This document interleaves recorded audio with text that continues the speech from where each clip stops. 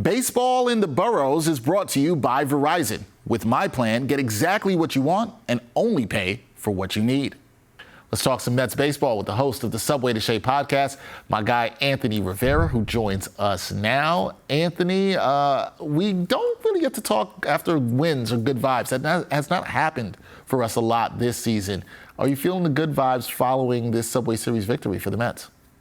It's always good vibes when the Mets beat the Yankees, especially since I was there yesterday. So a lot of good vibes. The fans were great, and it's nice to see the Mets get one, in the Bronx. Nice to see them get one in the Boogie Down Bronx. And speaking of that game, Pete Alonso, he had a big night in the Mets victory, crushed a pair of home runs, first home run since July 6th. Is the Mets first baseman showing signs of turning a corner here? I think so. I mean, you look at July 19th, he was batting 203. Since then, he's been 9 for 19, all the way back up to batting 218. Last 7 games, batting 360, 2 home runs, 7 RBIs, most of that from the game last night. And it's nice to see him get, a little bit back into form. We know the wrist was hurting him a lot. He didn't take any time off during the All-Star break, went into the home run derby. I think that kind of affected him a little bit. And he seemed to be getting into form. The wrist seems to be doing better. He seems to be jumping on pitches a lot better. And we definitely need Pete Alonso to be on his game if the Mets are going to try to make any type of push here as we get closer to the trade deadline and if they want a wild card spot for sure. All right, Pete Alonso looking like he's on his game right now. And I want to talk to you about Francisco Alvarez because we saw him being drilled in the right hand by pitch. That was in the top of the 9th inning on Tuesday night. X-rays did come back negative, which is good news for Mets fans. And Alvarez, as you know, Anthony, he's been one of the bright spots for the Mets in a disappointing season. With injuries to Luis Guillorme, Tommy Pham, and Starling Marte, how important is Alvarez's bat to be in the lineup right now? It's so important that even with those guys that you mentioned healthy, that Francisco Alvarez's bat is still that much important. He's tied for second in home runs on the team with 19. He's got tied for fourth with RBIs with 41.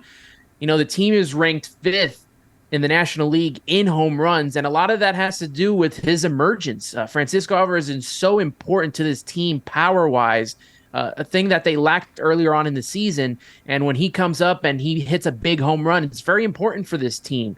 Now, I know he went 0 for 3 yesterday, or 0 for 4, and he got, hit in the hand, drilled in the hand.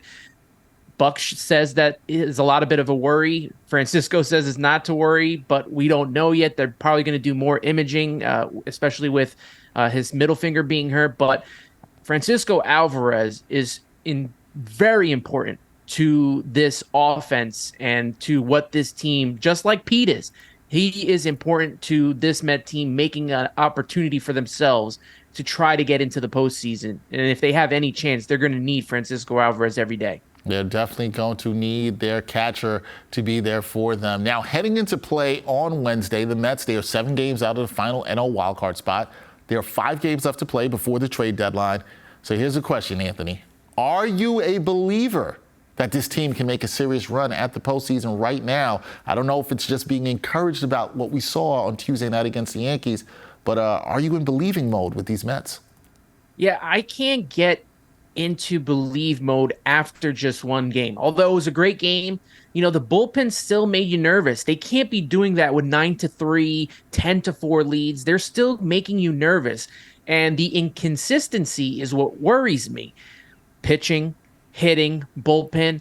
The Mets are going to have to take this game tonight against the Yankees, sweep this little portion of the Subway Series, and then they're going to have to sweep the Nats for me to feel any more confident in them. But they haven't done that all season long. We've seen spurts of 6-game winning streak, followed up by a 4-game losing streak. Then they win 3, then they lose 2. They have to get on some kind of momentum and pretty much win every series from here on out. I know it sounds like a lot, but if you're going to have any opportunity at the postseason, they're going to have to win series, and they have to play consistent, which I have just not seen at all. So I can't get 100% behind this team making it to the postseason if they're not showing me any consistency at all.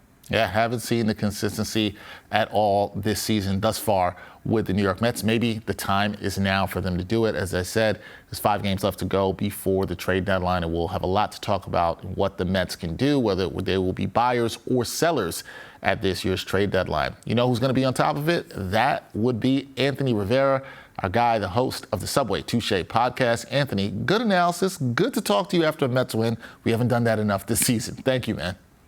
Absolutely. Hopefully more to come. Thank you so much, Dexter.